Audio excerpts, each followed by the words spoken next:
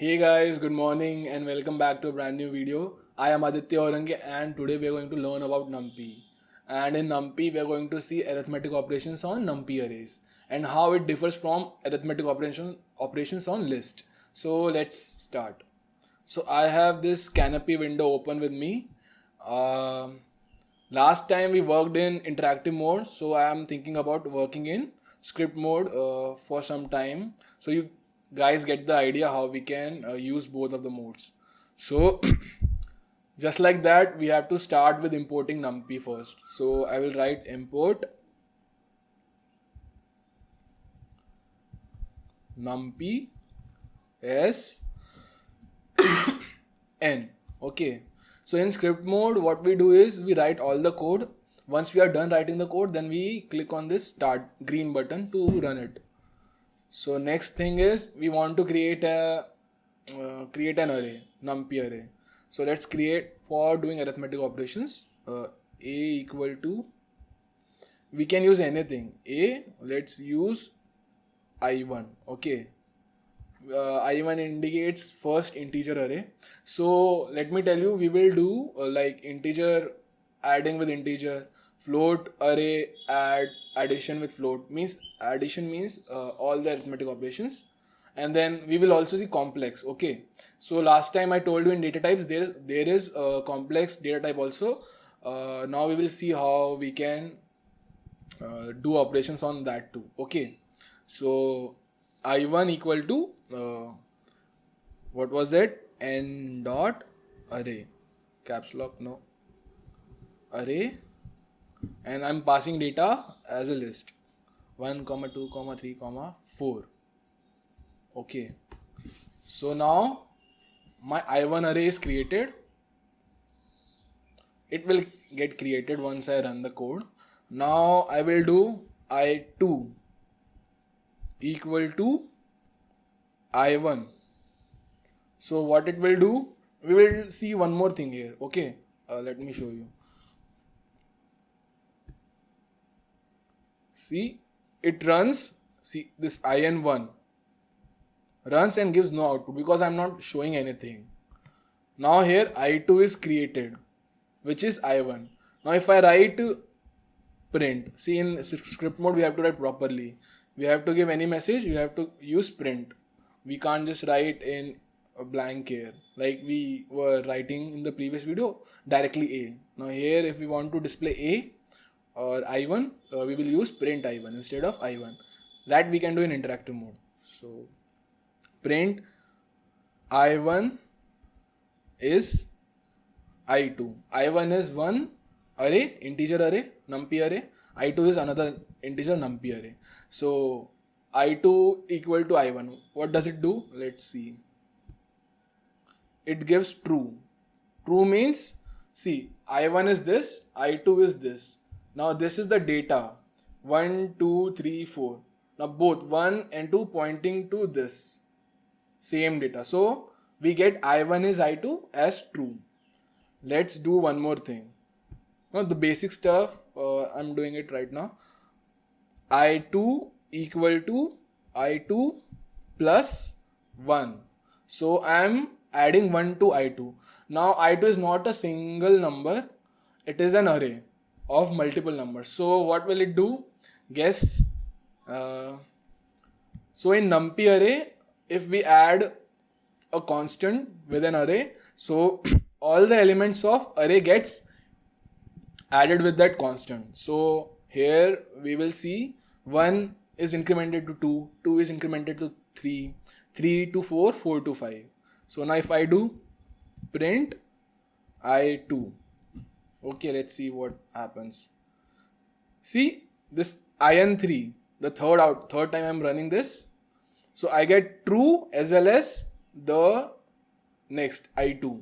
So complete code gets executed again when I click the start button.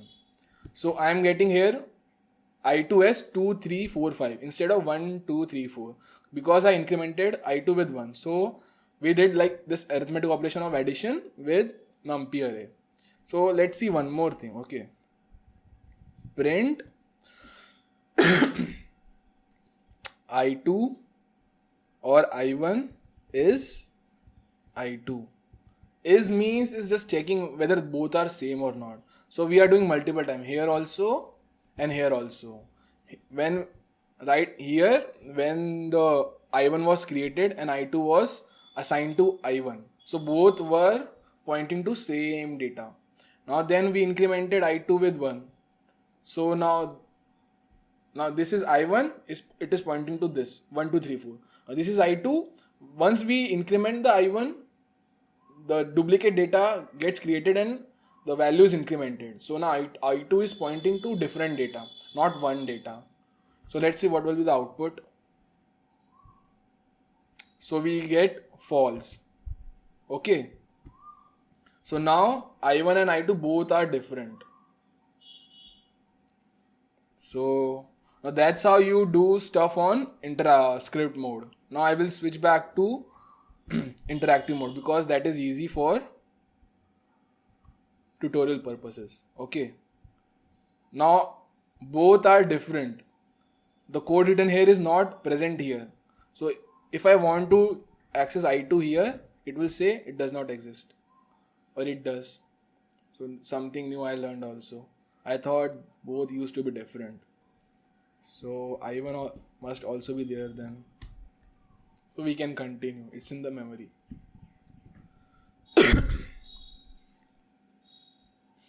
So it is an integer array. If I do I1 dot D type, let's see whether it is integer or not. D type is int32. Okay. Now we can do here directly without using print I1 plus I2. We get, see here arithmetic operation, each element of both the arrays get added correspondingly. Okay. So 1 plus 2, 3. 2 plus 3, 5. 3 plus 4, 7. 4 plus 5, 9. Same way we can do I1 minus I2. Now we will get negative array. Minus 1, minus 1. Because the difference was 1 only. And I1 star I2. So 1 into 2, 2 into 3, 3 into 4, 4 into 5. And let's do I2 divide I1. See 2 point something, 1 point something. Now see the above result array must be integer because no value is in fraction or point. But here I2 by I1, this array must be floating point. Let's see x equal to, let's assign the result in another array. See now x is this. Now x dot d type is float 64. Now let's do addition or arithmetic operation between integer array and floating point array. So both all the arrays have 4 elements only. So let's do y equal to I1 plus x. Now new y array is created. Now let's see what its data type is. Y dot d type. It's float. So the output or the result in y the result stored in y is in floating point. So that's why the data type it automatically chose as float. So I I said earlier we will also see that complex arithmetic operations also. So first let's create an complex Numpy array. Okay. So complex, let's use C1 equal to n dot array. Now we have to pass data. How will we pass? These round brackets are brackets of function, array function. So we will not pass data directly enclosed in something, in tuple or list. Curly brackets are for dictionary. So complex number are combination of real numbers and imaginary numbers. So how do we write that? 1 plus 3j. Instead of I, we use j here.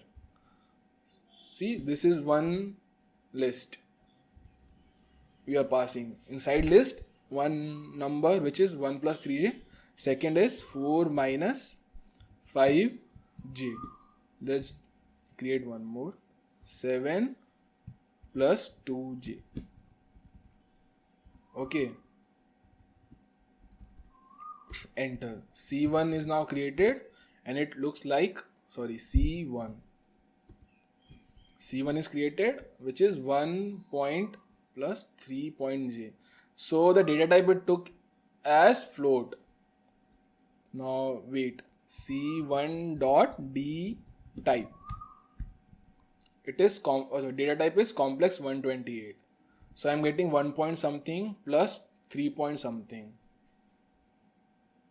Okay. So let's create one more. C2 equal to C1 plus let's do 5 plus 2j. Let's see if it gives output or not. It didn't give any error, so let's see C2. So each element is now added with 5 plus 2j. So real part is added with 5 and imaginary part is added with 2. So 1 plus 5, 6. 3 plus 2, 5. So we get 6 plus 5j. Same, 4 plus 5, 9. Minus 5 plus 2j minus 3. So now we have two complex arrays C1, C2. Now let's do C1 plus C2. Now it gives the output as addition of corresponding elements of both the arrays. So first element of C1 is added with first element of C2. So and data type of it is also complex. Okay. So same way we can do multiple operations. So I had I2 here. Now let's do I2. We did star. Multiplication means multiplication. We'll do double star. 3. Double star means power. So each element is now raised to 3. So what was I2 initially? This. So 2 power 3, 8. 3 power 3, 27. Similarly 5 power 3, 125. So this is how we can do arithmetic operation. Now how it differs from list is, let's see these type of operation in list. Okay. So let's create a list. L equal to list. See, we can do like this or we can directly use square brackets. Either we can write list here or list and round brackets. That's a function for list, or else directly in square brackets. See, functions always will have round brackets at the end. In that we have to give data, or else we can use this short form, square brackets. So 1, 2, 3. List 1. Now let's create another list with that function, list function. Okay. In that we have to, in the round brackets we have to give the data. We can give data as list or tuple. So let's give 3, 5, 6. 3, 4, 5. Okay. Enter. So it took the data. Now this line 28, this was creating a list using tuple as data. Okay. Using list as data we had used square brackets. Oh, I created like both are assigned L. Should have been L1. So let's do L equal to 1, 2, 3. And here 3, 4, 5 is equal to L2. So L is this, L2 is this. Now if we do L1 plus L plus L1, L2, we get this. Instead of each element adding with the corresponding place, the L2 was attached at the bottom at the back of the L1. So what plus does not mean this here. Here the plus sign has different purpose instead compared to what purpose it serves in Numpy. So here plus means concatenate. Concatenate means joining of two things. So here L plus L2 means instead of adding corresponding elements, we are adding two lists, increasing the size of list. So now here L1 is attached with L2. Okay. So we can do L3 equal to same L plus L2. Now L3 is this new list. It is concatenated. So here plus sign had different purpose in list. Now let's see what negative sign has. I don't think it has any purpose. Error, unsupported. So we have like concept of concatenation, so we used plus. For negative sign we didn't have anything to relate it with, so there is no supported operand for list. But in Numpy it will subtract one Numpy array with another Numpy array. Same if we do multiply, it won't happen. See, that's why for scientific calculations, scientific operations, anything related to numeric calculation, we use Numpy array. And for management of data, we use list. So both have their pros and cons. So we use each of them accordingly.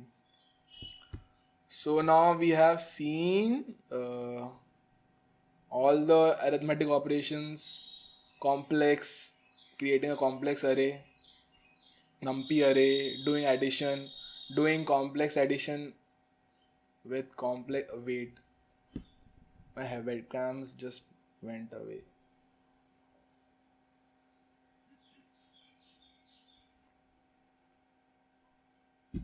But anyways, we will continue.